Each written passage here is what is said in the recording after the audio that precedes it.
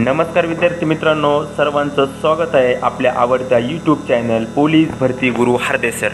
आज दिनांक 8/9/2020 तुम्ही पाहू शकता आजचं हे परिपत्रक सगळीकडे फिरतंय आणि बरेच विद्यार्थ्यांनी काही क्षणात कॉल वगैरे केले की सर हे काय आहे, हे काय आहे, हे समजलं नाही, काय आहे काय नाही।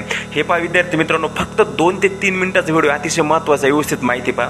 बऱ्याच जणांना वाटलं का भरती संदर्भात काही असे म्हणतात का सर आम्ही असं ऐकले का ही भरती काही बोललेत का तयारी लागा आता भरती आले वगैरे। मित्रांनो हे काय मी व्यवस्थित तुम्हाला सांगतो, 2च मिनिटं फक्त व्यवस्थित ऐका हो, शेवटपर्यंत नीट ऐकायचे। The name of reality Harde sir, तुम्हाला माहिती खरी बातमी असते आपली। ओके पहा विद्यार्थी मित्रांनो, यांचा विषय काय पहा, पोलीस भरती शिपाई 2018 मधील उमेदवारांची माहिती पाठवण्याबाबत। विद्यार्थी मित्रांनो तुमच्या माहितीचं सांगतो, ते जे वेटिंग 2018च्या प्रत्येक यादीतील जे उमेदवार आहेत ते अहोरात्र प्रयत्न करत होते आणि त्यांच्या प्रयत्नाला आता कुठेतरी यश आलेलं आहे असं वाटते का मित्रांनो।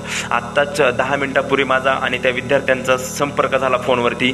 विद्यार्थी मित्र मंत्रालयामध्ये गेले 2-3 दिवसापासून त्या ठिकाणी तळ ठोकून आहेत। 142 का 150 काहीतरी मुलं आणि 20, 25, 30 काहीतरी मुली, अशा मुलं मुली अख्ख्या महाराष्ट्रातून त्या ठिकाणी गेलेले आहेत। आणि विद्यार्थी मित्रांनो त्यांच्या आज पवार साहेब असतील, खासदार सुळे मॅडम असतील, यांच्यासोबत त्यांची आज बातचीत झालेली, त्याच्यानंतर हे परिपत्रक जारी झालेलं आहे। मित्रांनो ही गोष्ट पहिली तुमची क्लिअर करतो, हे परिपत्रक फक्त 2018च्या वेटिंग लिस्टशी संबंधित आहे, याचा दुसरा कोणताही संबंध नाही। ओके पहा मित्रांनो, त्यांनी काय सांगितलेले, उपरोक्त विषयास अनुसरून पोलीस शिपाई भरती 2018 मधील प्रत्यक्ष यादी संदर्भात दिनांक 9/9/2020 रोजी माननीय मंत्री महोदय यांच्या दालनात दुपारी 4 वाजता बैठक आयोजित करण्यात आली होती आणि ती बैठक झालेली पण आहे। ओके सदर बैठकीमध्ये खालील मुद्द्यावर चर्चा होणार आहे आणि ती चर्चा झालेली पण आहे। ओके आज होती बघा, म्हणजे ही सन 2018 पोलीस शिपाई भरती बैठक झालेली नाही, बैठक होऊ शकते। ओके हा सर 2018 पोलीस शिपाई भरती प्रक्रियेत भरण्यात आलेली एकूण पदे, निवड सूचीनुसार निवड झालेल्या उमेदवारांची नियुक्ती नाकारले, चारित्र्य पडताळणे, वैद्यकीय चाचणीत अपात्र ठरल्यामुळे नियुक्तीस अपात्र ठरले अशा उमेदवारांवर रिक्त राहिलेली पदे, क्रमांक 2 वरून नमूद केलेल्या कारणांवर रिक्त राहिलेली पदे भरण्यासाठी प्रत्यक्ष यादीतील किती उमेदवारांचा निवड सूचीमध्ये समावेश केला होता। अनुक्रमांक 3 प्रमाणे केलेल्या कार्यवाहीनुसार 2018च्या निवड सूचीमधील सर्व पदे भरण्यात आलेली आहेत किंवा कसे। विद्यार्थी मित्रांनो तुम्ही पाहू शकता या ठिकाणी मित्रांनो हे काय आहे, तुम्ही 3 नंबर, 2 नंबर, 1 नंबर आणि 4 नंबर सर्व तुम्ही वाचू शकता। विद्यार्थी मित्रांनो काहीच नाही विद्यार्थ्यांना, उद्या 4 वाजेपर्यंत त्या विद्यार्थ्यांची सर्व माहिती काय मिळवायची आहे। त्या विद्यार्थ्यांनी काय त्याच्यामध्ये आता बरेच विद्यार्थी आता 10 मिनिटापूर्वी माझं त्यांचं कॉन्टॅक्ट झालं, त्याचे जे मेन लीडर आहेत, जे अध्यक्ष आहेत ते सर, त्यांचंही बोलणं झालं। तसं आमचे मित्र प्रवीण चव्हाण जे जळगावचे आहेत त्यांच्यासोबतही माझं आत्ता बोलणं झालं, त्यांनी म्हणजे मला कॉल केला होता, त्याच्यानंतर आमचं त्यांचं बोलणं झालेलं आहे।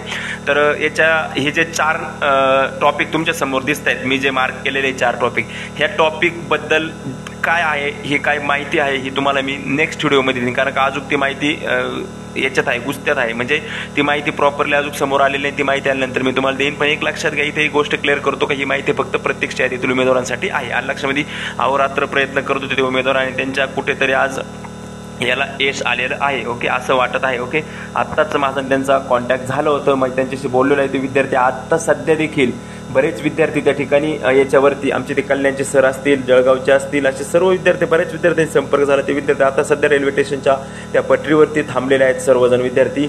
अनेक आमदारांनी त्यांच्या भेट घेतल्या मंत्रालयामध्ये, त्यांनीही भेट घेतल्या। उद्या एवढ्या 2-1 दिवसामध्ये त्यांचं पूर्णपणे चित्र स्पष्ट दिसलेलं असेल। ओके ठीक आहे मित्रांनो, एवढीच बातमी होती, याच्यापेक्षा जास्त काहीही बातमी नाही, लक्षात घ्या।